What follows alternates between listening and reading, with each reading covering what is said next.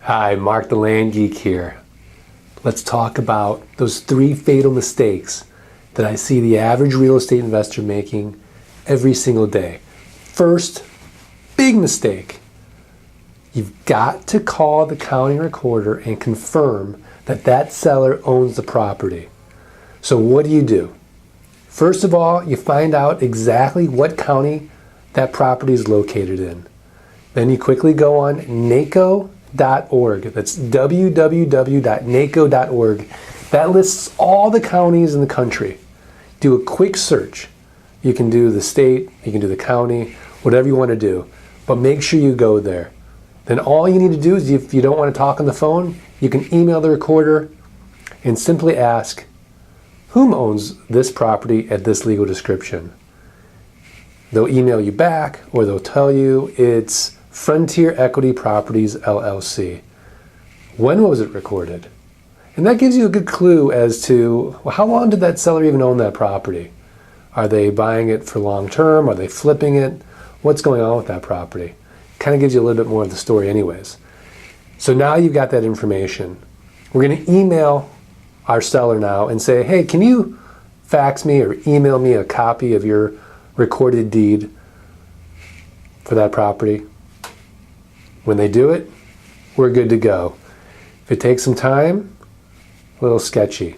If they don't do it at all, don't buy the property. What I've seen is people go online and they can just easily copy now whatever ad is online and say, hey, that's my property. They can use a fake PayPal account or a fake escrow account and take people's money. The typical term for this is a phishing scam.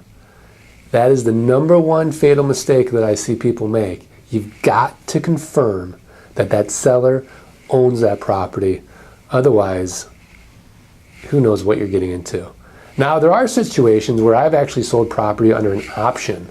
And that's a whole other ball game because I'm just controlling that. If that's the case, then you need to have a copy of the option agreement to see that they are controlling that property.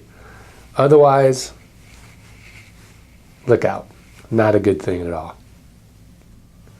All right, second most fatal mistake I see the average real estate investor making online is they get real excited about a property. They're going to build their dream home there, or they're going to put their RV on the property and they're just going to camp out and hang out 6 months out of the year, or they're going to raise sheep. They're going to do something cool on that property. But they don't confirm with the County Planning and Zoning Commission if what their use for that property is allowed. And so they'll invest thousands of dollars, ultimately to be disappointed. And 99.9% of the sellers out there, they don't guarantee that property. You're stuck with it.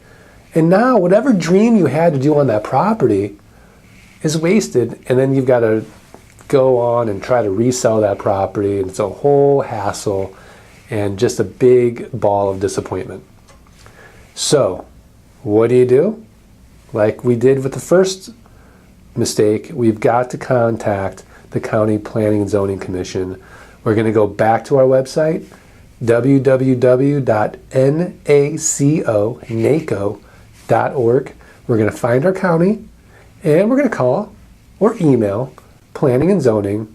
We're going to give them the legal description of that property, along with an assessor's parcel number, and we're just going to ask our questions. What restrictions are on this property? What can I do on this property? Can I build a house? Can I raise sheep? Can I camp? Can I put an RV?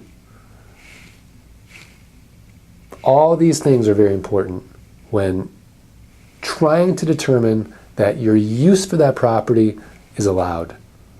So it's very, very important that you do that. The third most common fatal mistake I see buyers making every day and being really, really disappointed with their purchase is not calling the county treasurer to confirm that the taxes are paid current. This one is really something that I've seen time and time again bite people on the tush. So it's real important that, again, we're going to go back to our site, www.naco.org, N-A-C-O. We're going to find our county treasurer, and we're going to shoot him out an email, again, with the legal description and assessor's parcel number. And that information you should be able to get from your seller very easily, and it should be on the ad. If it's not, you need to email your seller and get that information. And then you're simply going to confirm the taxes are paid current. If they're not paid current, you need to email your seller and ask them who's responsible for these back taxes. I assume you are. If they say, oh, you're responsible for those back taxes, then you got a decision to make. Well, how much are they? If they're onerous, you're going to pass on that deal. If they're reasonable and you're getting it at a good price, well, maybe pay the back taxes, big deal. But you want to know what they are. You certainly don't want to go into it blind and then be disappointed when 6 months later you get this crazy tax bill. And again, try to contact your seller and say, hey, I thought this property was free and clear as you had advertised online. And they say, oh, well, you got it for a good deal, or, what are you complaining about? It was, it's buyer beware. We didn't guarantee anything. There's nothing in writing. You bought the property, blah, blah, blah, and you have no recourse. Except, of course, never to buy from that seller again. But typically, if it's a large enough transaction, or even if it's a small transaction, money's money. You've got to contact that county treasurer and confirm the back taxes, if there are any, and then contact your seller and see who's responsible for these back taxes. If they're free and clear and there's no issues, great. You've got a clean deal on your hands. But if there are, well, now we got a choice to make. But at least now you know. So there you have it. The 3 fatal mistakes. Number 1, not confirming if the seller even owns that property. Number 2, you got to call planning and zoning. Confirm that what you want to do on that property, you can actually do. And number 3, make sure there aren't any back taxes. Thanks a lot. Now, these are 3 of the fatal land mistakes I see people making every day. There's actually more, 7 more. I've got this bonus information coming to you, so be on the lookout for it. Thanks a lot.